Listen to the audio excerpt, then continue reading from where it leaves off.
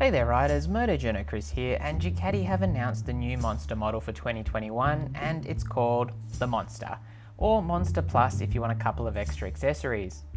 With that announcement, it looks like Ducati will just be offering the new Monster and the Monster Plus alongside the Monster 1200 and 1200S for 2021 in most markets except for Australia, which it looks like the 696 or our Lambs version will still be available.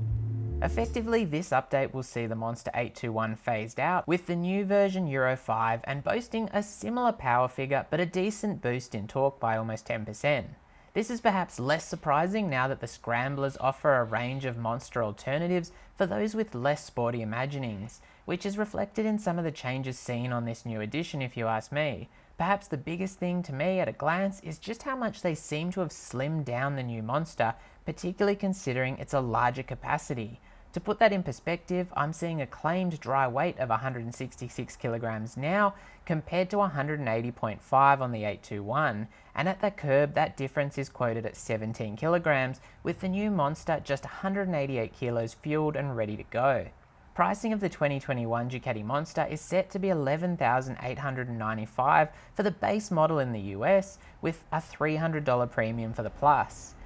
In the UK, that's starting at £10,295, while here in Australia, the right-of-way pricing on the road will start at 18,200 Aussie dollars, and it'll be arriving here mid-next year.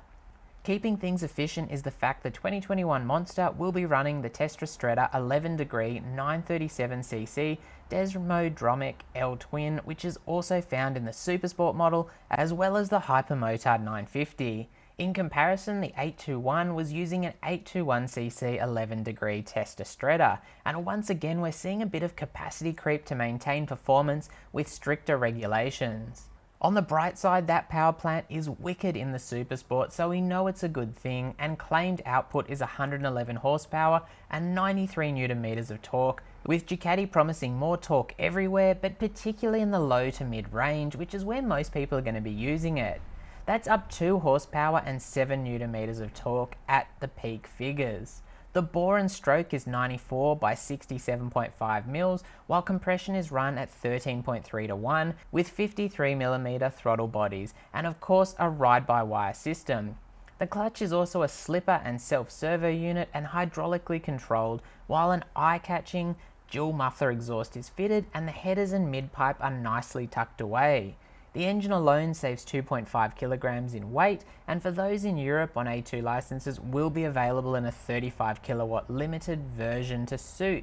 Electronics are also pretty impressive, with adjustable cornering ABS, traction control, launch control and wheelie control, alongside the 3 rider modes, a 4.3-inch TFT display, and those electronics are controlled via the switch block.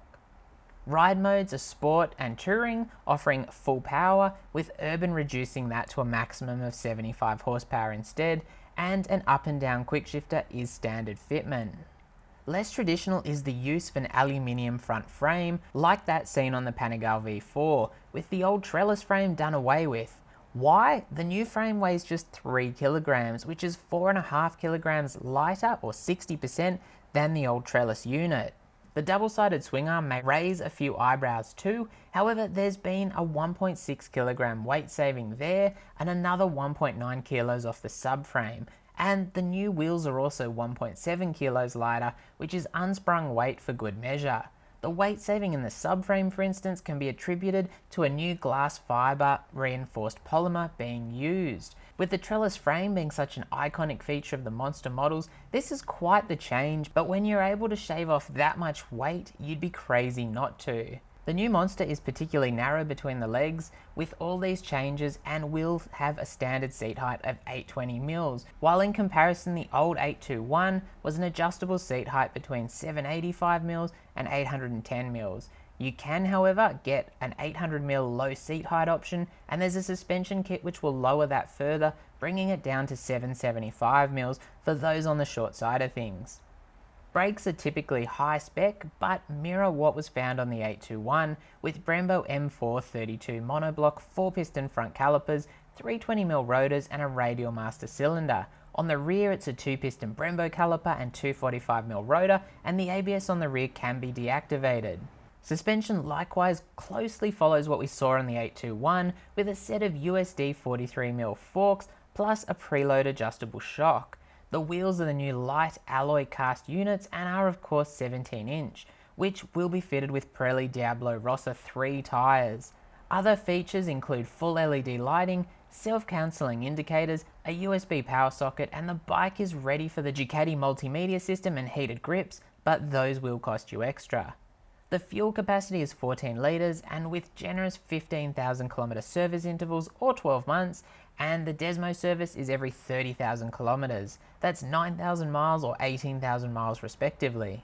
It certainly looks like a great update for the Monster, but perhaps not for those who are real traditionalists, and I'm a huge fan of the new look. I think the pricing announced may even be cheaper than the Monster 821 Dark Stealth version here in Australia, which would be pretty cool if I'm right on that. So what do you think of the latest Monster? Let me know in the comments, and if you've enjoyed the video, sub and hit that notification bell. As always, stay safe out there and thanks for watching.